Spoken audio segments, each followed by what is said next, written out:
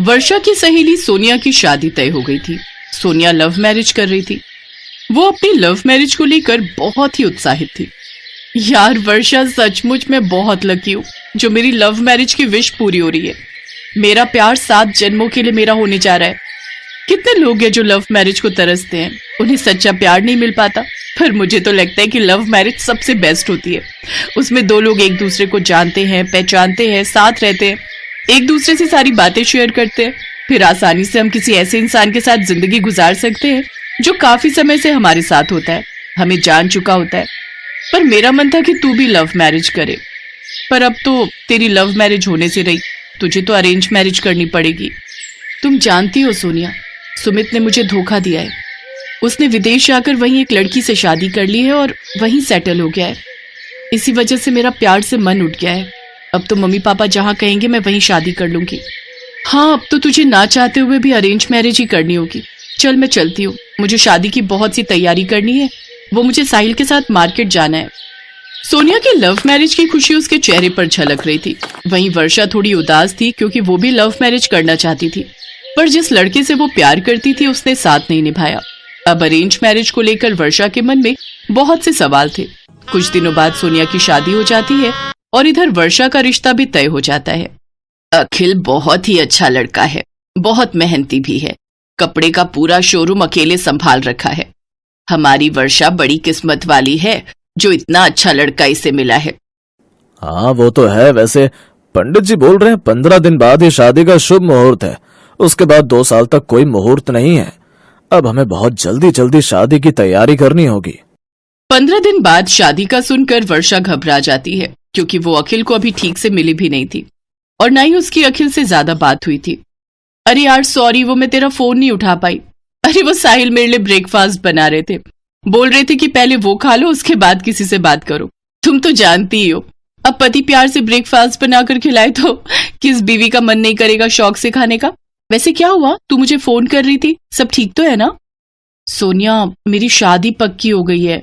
15 दिन बाद मेरी शादी है। क्या? 15 दिन बाद तेरी शादी है? पर तू तो अभी लड़के को जानती भी नहीं है। वैसे तू अखिल से मिली है? बस वही, जब सगाई पक्की करने के लिए आए थे तभी हल्की फुल्की बात हुई थी। हाँ, उनका फोन आया था, बोल रहे थे कि आज कुछ देर के लिए मैं उनके साथ बाहर चलूं तो आज जा रही हूँ। अच्छा ठीक है, अब मैं क्या ही बोलूं, अब तो तुझे अरेंज मैरिज करनी पड़ेगी, देखो क्या होता है। वैसे मेरे हिसाब से तो लव मैरिज ही बढ़िया रहती है। देखना मैं कितनी खुश हूँ, साहिल मेरा बहुत ख्याल रखते हैं, किसी भी चीज की कमी नहीं होने देते। मेरी नजर में तो लव मैरिज अच्छी है, पर कोई नहीं, तेरी अरेंज हो रही है तो मैं तो यही कहूंगी कि वो भी ठीक रहे। सोनिया की अटपटी सी बातें सुनकर वर्षा और परेशान हो जाती है। उस दिन अखिल उसे सबसे पहले मंदिर ले जाता है, उसके बाद वो एक रेस्टोरेंट में जाते हैं। वैसे तुम्हें खाने में क्या पसंद है, हम ऑर्डर कर देते हैं? जी, आपको जो पसंद है आप मंगा लीजिए, मैं उसी में से थोड़ा ले लूंगी। ओके तो ठीक है, मैं ऑर्डर कर देता हूँ। मैं हैंड वॉश करके आती हूँ। यही लव मैरिज होती तो मेरी पसंद का आता। बताओ तो, दोबारा भी नहीं कहा और झट से ऑर्डर कर दिया, वो भी अपनी पसंद का। वर्षा हाथ धोने चली गई। कुछ देर बाद जब वो लौटी तो वो हैरान थी, खाने की टेबल पर वही सारी डिशेस रखी हुई थी जो वर्षा को पसंद थी। ये सब तो मेरी पसंद का है, क्या आपको भी ये सब पसंद है? आज से पहले तो नहीं था, पर अब तुम्हारी हर पसंद मेरी पसंद होगी। मैंने तुम्हारी मम्मी को कॉल करके पूछ लिया था कि तुम्हें खाने में क्या क्या पसंद है, और मुझे ये भी पता चला है कि तुम्हें वो सॉफ्टी वाली आइसक्रीम बहुत पसंद है। हम रास्ते में वो भी खाएंगे, और हाँ, गोलगप्पे भी। वो मैं तुम्हें एक फेमस जगह है वहां आके खिलाऊंगा। पर खट्टे पानी वाले। खट्टे पानी वाले, चलो मैं भी 1-2 खा ही लूंगा। वैसे वर्षा, बाकी तुम मुझे अपने बारे में सब कुछ बता दो कि तुम्हें क्या क्या पसंद है और क्या क्या नहीं। वर्षा, मैं चाहता हूं कि मैं तुम्हें हर तरह से खुश रखूं, मेरी तरफ से तुम्हें कभी कोई कमी ना रहे।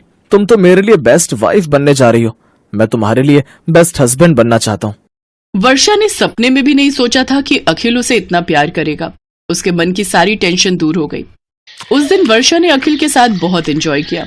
अखिल ने उसे किसी भी बात की कोई कमी नहीं होने दी। शादी की सारी शॉपिंग भी अखिल और वर्षा ने एक साथ की। कुछ ही दिनों बाद उन दोनों की भी शादी हो गई। शादी के बाद वर्षा ने सारे घर की जिम्मेदारियों को अच्छे से संभाल लिया। वो बढ़िया बढ़िया पकवान अपने पति को बनाकर खिलाने लगी, तो वहीं दूसरी तरफ सोनिया खाना बनाना नहीं जानती थी, लेकिन धीरे धीरे उसने भी अपनी सास से खाना बनाना सीख लिया। वर्षा की एक ही कल्चर में शादी होने के नाते वर्षा अपने ससुराल के रीति रिवाज झट से सीख गई। आज की पूजा की सारी तैयारी वर्षा बहू ने की है। इसने मुझे किसी काम को हाथ तक नहीं लगाने दिया। वहीं दूसरी तरफ सोनिया ने इंटरकास्ट मैरिज की थी, जिस वजह से उसे अपने ससुराल वालों के रीति रिवाज सीखने में वक्त लगने लगा, जिससे सोनिया को अपने ससुराल में एडजस्टमेंट करने में वक्त लगता है। एक रोज वर्षा और अखिल एक शादी में गए थे, जहां सोनिया भी साहिल के साथ पहुंचती है, जहां वो देखती है कि पूरी शादी में अखिल वर्षा का खूब ख्याल रख रहा है और उसकी हर फरमाइश पूरी करता है। ये सब देख सोनिया और वर्षा की ये गलतफहमी अब दूर हो गई कि अरेंज मैरिज में हम वो प्यार नहीं पा सकते जो लव मैरिज में पाते हैं। लव मैरिज हो या फिर अरेंज मैरिज, बात आती है अच्छे पार्टनर की। जब लड़का और लड़की दोनों की सोच मिल जाती है तो रिश्तों में प्यार अपने आप ही आ जाता है। बस जरूरत होती है आपसी प्यार और एक दूसरे के दिल की भावनाओं को समझने की।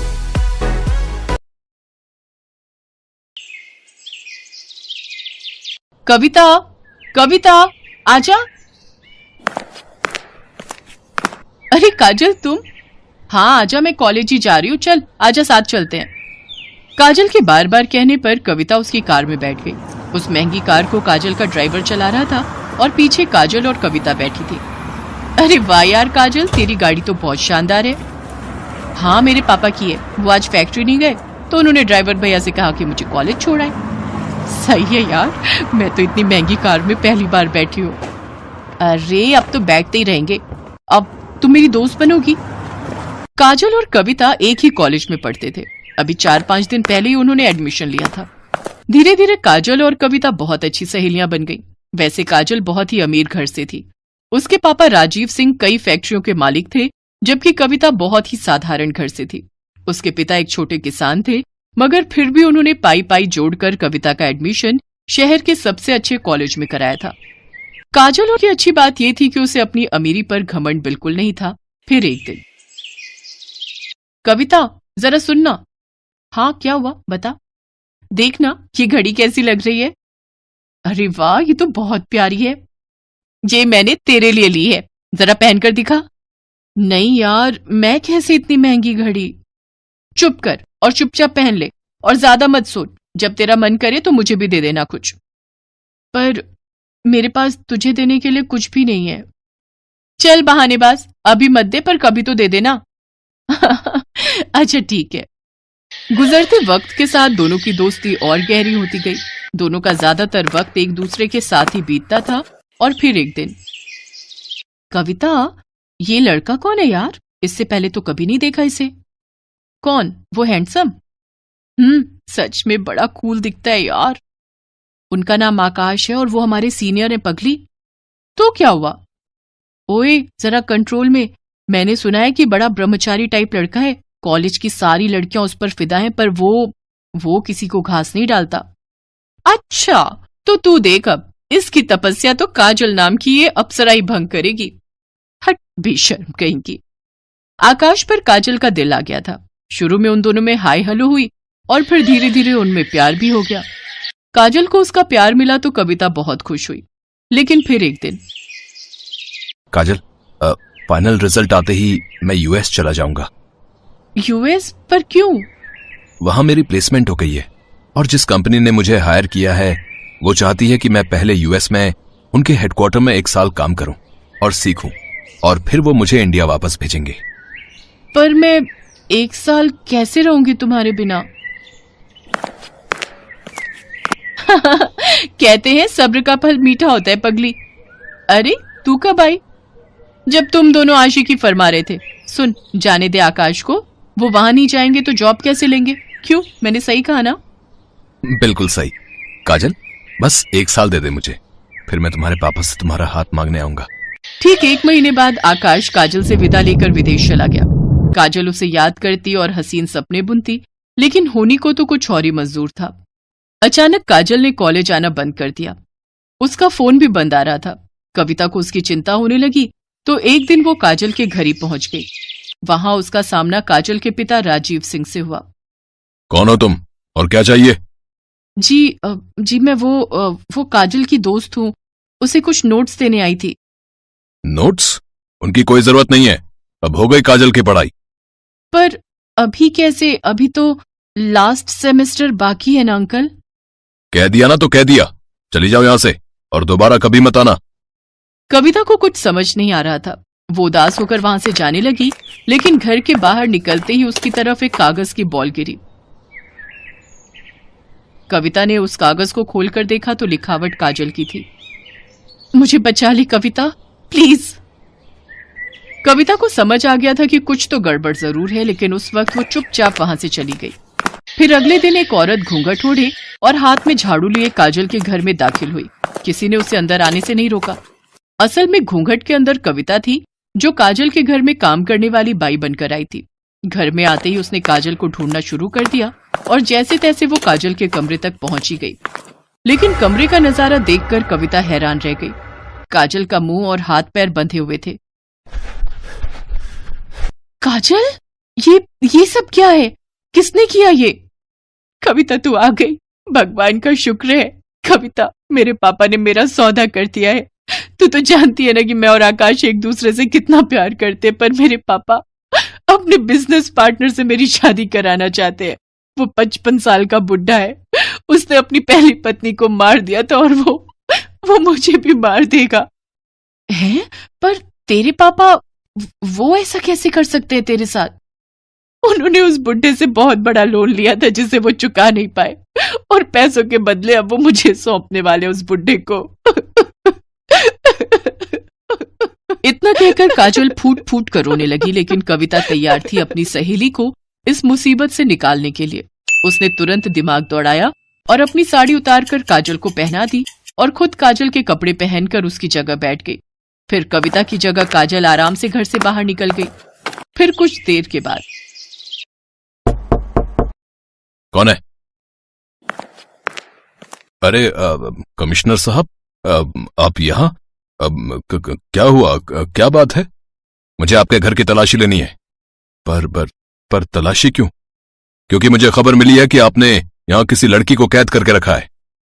इतना कहकर पुलिस कमिश्नर के साथ आए पुलिस वालों ने घर की तलाशी शुरू कर दी और कुछ ही मिनटों में कविता उनके साथ खड़ी थी। उसके चेहरे पर चोट के कई निशान थे। असल में राजीव को जैसे ही कविता और काजल के प्लान का पता चला तो उसने कविता को ही अपने गुस्से का शिकार बनाया और उसके साथ मारपीट की। लेकिन अब वो अपना किया भुगतने वाला था। पुलिस ने फौरन राजीव को गिरफ्तार कर लिया।